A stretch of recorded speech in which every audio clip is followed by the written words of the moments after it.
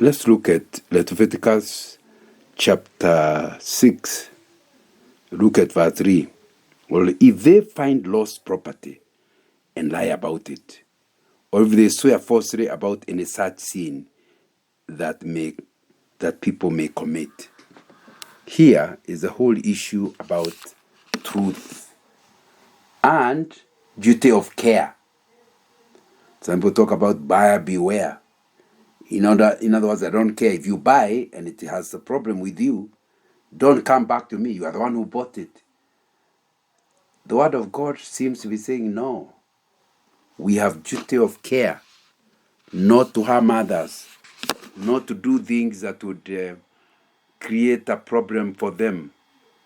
In the New Testament, Jesus put it and he said that you do unto others what you would expect them or want them to do unto you. And actually, people have described them as the golden rule, where you place yourself empathetically in another person's shoes and feel their pain. You therefore cannot leave them to take care of themselves. You know very well that there's something wrong with the car you are selling to them. You don't tell them. They buy the car and they go and die because they didn't know there is a weakness in the car. God is holding you responsible. You have a duty to care for others because you have information they may not have, or maybe they cannot even have. And they are not your relatives, they are not your family, but they are human beings that God cares for. You simply have a responsibility to ensure that you do not treat them other than the way you yourself would be happy to be treated. If you are treated like that and you feel unhappy, why should you do it to somebody else? Day 2. So here, we are saying for if they find lost property and lie about it. Here is, you have lost a pen. Then they see it and they hide it. You come looking, I've said, but it's in my pen. You keep quiet. The truth is, in a court of law, you will not be asked, why didn't you look for someone's pen? It's not your responsibility. But in terms of godliness, you are supposed to care that somebody's pen is lost and show him where it is if you can help, or help him to look for it. So the Bible does not envisage the possibility, not only will you not feel the pain of this person, but that you are going to end up being the one who hides him the pen so that he does not even see it or get it. Instead, the Bible sees you feeling other people's pain and wanting to do anything and everything in order to ensure that they do not feel the pain anymore. If there's a way you can prevent that pain, then it will be your responsibility to do anything and everything to ensure that that pain is not felt again. What is it that you have done which you know that if somebody did it to you, you would feel unhappy with it yourself? That you would feel that the person is not a good human being. How could he not think of me? What selfishness is this? If that's the way you would feel, then basically don't behave in a similar way, where the other person feels you did not have the duty of care. Day 5. But what makes people not care about others? I think one of them, and in summary, is lack of godliness. Fallen creation is selfish, self-centered, cares for nobody else except them. Sometimes you think they care for their children, but the reason they care for their children is because they are my children. The reason they care for their wife is because it's my wife. So it's still self-centered. It's not godly. But when we come to God, we are told his love is agape. What's agape? The love that does not wait for reciprocation, does not wait for somebody to do something in return for them to get help. It's not like phileo or eros, the Greek words for love, where in errors you expect some response from the other person.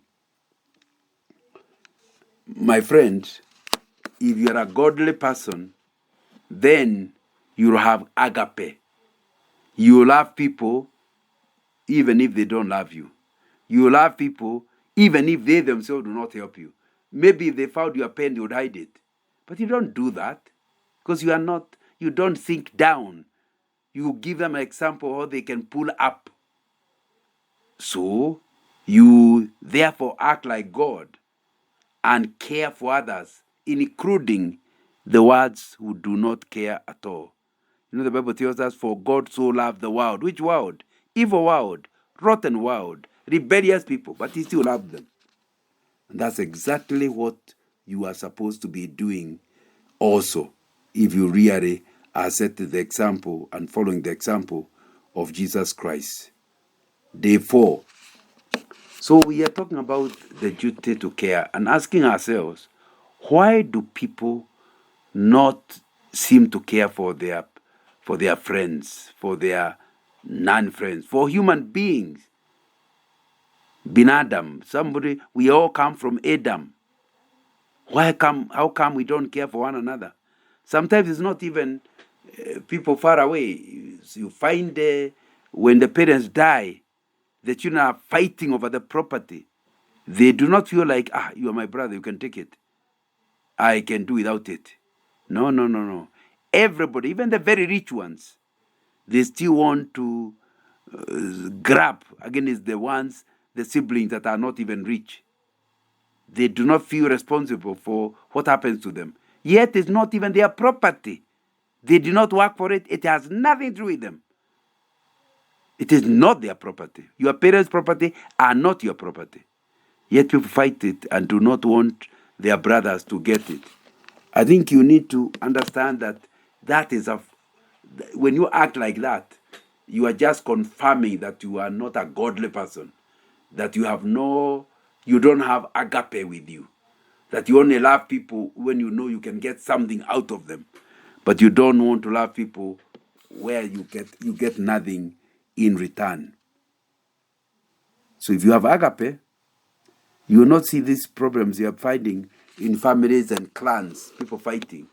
Because people will be bending over shoulder to help people, to help others, to help each other, rather than seeking ways of depriving or defrauding their friends and actually relatives, which is not a very good thing. Day 5, let's just look at the verse again.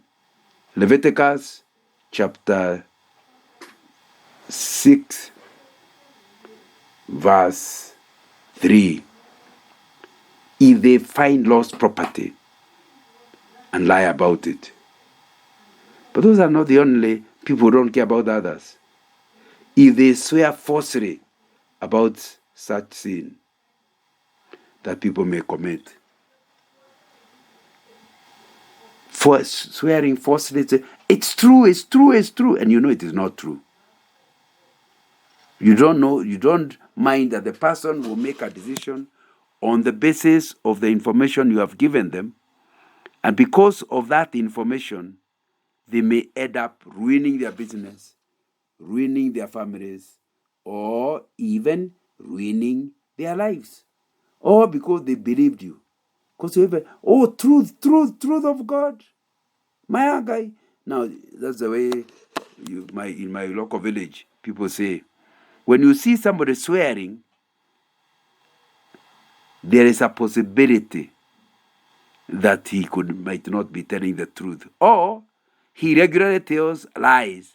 He wants to tell you today it's different. But if you generally always tell the truth, you never need to swear.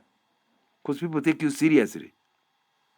And that's why the New Testament Bible says, let your yes be yes, and your no be no. In other words, you care so much about others, you can never mislead them. You can never lie. You always tell them the truth. And they therefore learn to expect you to say nothing but the truth. And that way they trust you, you become credible. And that way you can live to glorify God. Day 6. So, what is it that makes people want not to care about others? Of course, part of it may be an excuse. Somebody hurt you. For example, a friend of mine helping me to carry my brother-in-law's wedding ended up giving somebody a lift. They turned out to be gangsters, and they really harassed him and dumped him in a forest. From then onwards, he and I have challenges just picking people the way we used to pick people everywhere, because we want to witness to them. So we pick them anywhere and everywhere. You now think twice. You look at a person before picking them. That way, you are leaving somebody stranded on the road, and your car is not full. It's very unfriendly. But then the thing that is causing you to do it is because you are hurt once.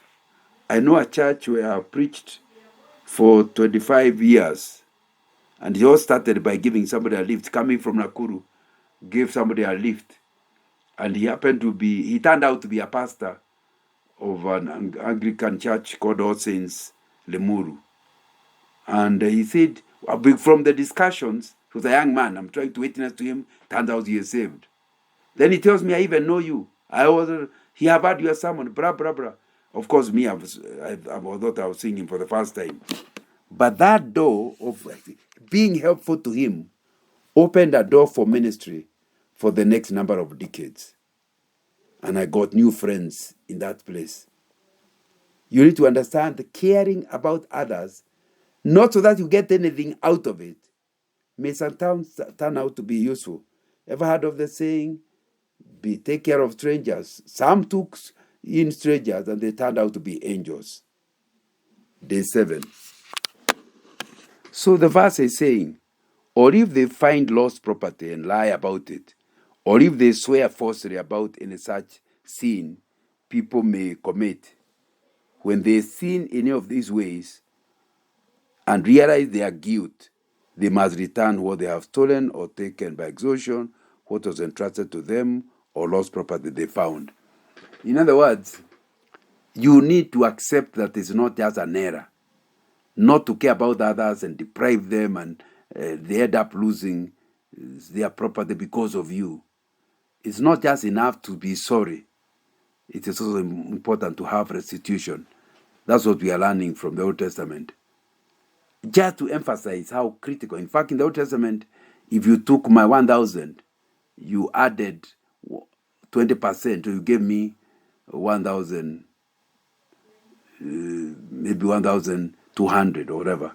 You gave me more. Now, so what we are saying then is that the duty of care for one another means that you will not end up hurting me. In fact, you are going to be interested in my welfare, and you are going to do things that will help me. So, you are not going to be the kind of a person who is going to find lost property and allow the owner to continue suffering. Or you are not going to be the person who will lie and give people impressions that what you are telling the truth. Then they end up making wrong decisions. Godliness requires we not only honor God, but we care for one another. And this will bring glory and honor to God.